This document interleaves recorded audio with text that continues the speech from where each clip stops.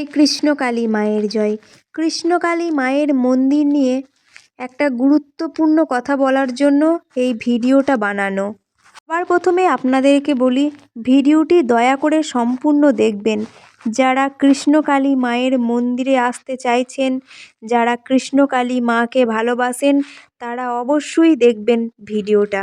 আপনারা অনেকে জানেন যে 15ই জানুয়ারি থেকে কৃষ্ণকালী মায়ের মন্দির বন্ধ রয়েছে। তারপরেও কত ভক্ত মাকে ভালোবেসে দেখুন মাকে দর্শন করতে এসছেন। সবার প্রথমে একটা কথা ভালো করে শুনুন আপনারা। এখন যেইটুকু মাকে দর্শন করতে আসছেন আপনারা, এরপরে এইটুকু আর দর্শন করতে পারবেন না। আমার কথাগুলো শুনে হয়তো আপনারা অবাক হয়ে যাচ্ছেন, তবে এটাই কিন্তু বাস্তব।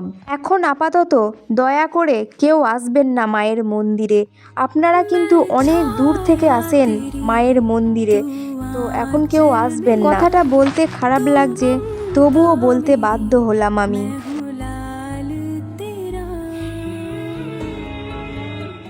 তবে আপনাদেরকে আরেকটা কথা বলি, আমাকে অনেকে কমেন্ট করছেন যে দিদিভাই কৃষ্ণকালী মায়ের তো নতুন মন্দির তৈরি হয়ে গেছে, তো ওখানে কেন মা চলে যাচ্ছে না? দেখুন, এই বিষয় নিয়ে আমি এখন কোনো কথা বলবো না যতক্ষণ না মা নিজের মুখে কিছু বলছেন। দ্বিতীয় কথা হচ্ছে গিয়ে, আমি জানি কৃষ্ণকালী মায়ের নতুন মন্দির কোথা তৈরি হয়েছে আর কবে উদ্বোধন হবে বা কি বৃত্তান্ত। মা নিজের মুখে যতক্ষণ না বলছে সেটা আমাদের পক্ষে বলা অসম্ভব।